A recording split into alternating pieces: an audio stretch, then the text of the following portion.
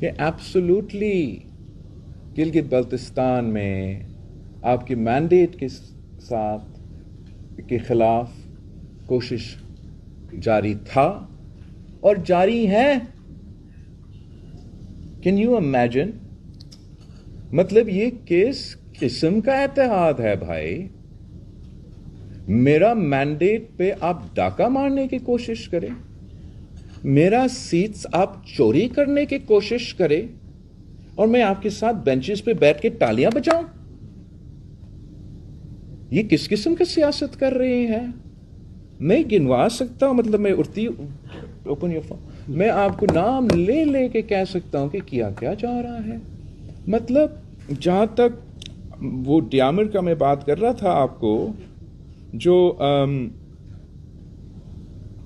جس علاقہ کو انہوں نے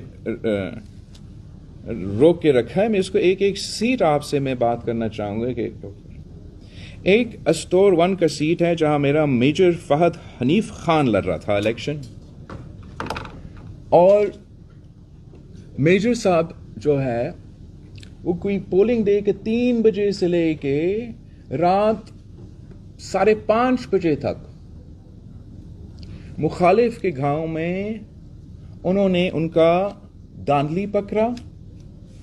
جب انہوں نے وہ داندلی کرنے کے جو سلسلہ وہ دیکھا، وہ پکڑا، انہوں نے ان کو گھیراؤ کیا اور وہ پھنسا ہوا رہا اپنا گاڑی میں مخالف کے گاؤں میں. اور میں وہ 11 بجے جب سے آپ کا ریزلٹس آ رہے تھے، میں تو پہنچا رہا تھا میسج کہ سیکیورٹی بچائیں، ان کو بچائیں. رات صبح 5 بجے مجھے پتا چلتا ہے کہ بندہ ابھی تک ادھر پھنسا ہوا ہے. میں پھر ایم ایس پریزیڈنسی کو جگا دیتا ہوں کہ جائیں ادھر کسی، جب آئی جی اور یہ باقی ہوم اور دوسرے جو سول ادارے ہیں جواب نہیں دے رہے ہیں، ان کو آپ الرٹ کریں، میرے بندہ کو تو جان بچا دے، باقی سیٹ کا میں خود دیکھ لوں گا. اس کی بجائے کہ مجھے کہے کہ جی سر آپ فکر نہ کریں، ہم آپ کا بندہ کو ابھی ابھی بچا دیتے ہیں. مجھے ایم ایس صاحب کو یہ کمیونیکیٹ کیا جاتا کہ نہیں، اصل میں وہ بندہ غلط ہے، وہ داندلی کر رہا تھا. آپ سب الیکشن لڑتے ہو، آپ یہ مجھے بتائیں کہ مخالف کے گاؤں میں داندلی ہو سکتا ہے کہ اپنے گاؤں میں پھنسا ہوا ہے، مخالف کے گاؤں میں گھیراؤ کیا گیا ہے مخالف کے لوگوں سے، صبح 5 بجے ہیں، آپ مجھے کہہ رہے ہیں. تو پھر نے کہا سیٹ باہر میں جائے، بندہ بچائے. میں ان کا شکر گزار ہوں، بندہ تو بچا دیا سیٹ پہ. ساتھ جو کرنا تھا انہوں نے کر لی. یہ ہے اسٹور 1. اسٹور 2 میں میرا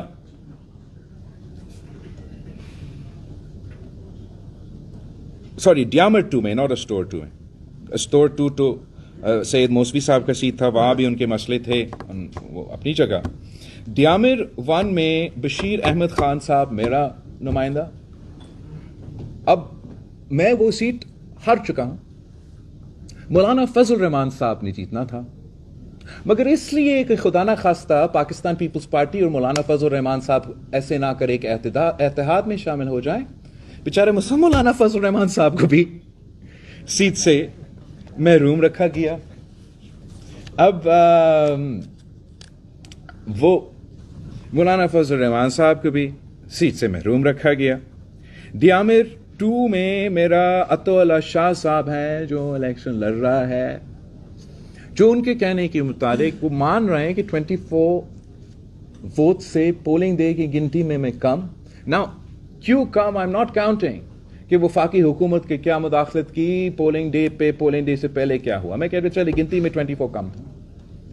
وہ پولنگ سٹیشنز جو پوسٹل بیلٹس تھے، ہمارے لوگوں کے مطابق وہ پولنگ بیلٹس میں آگے، مگر اس کے بجائے کہ وہ گنتی کروانے کہ وہ ان پوسٹل بیلٹس کا گنتی کرے، وہ ری پولنگ کا آرڈر دیا ہے، وہ بھی 15 تاریخ.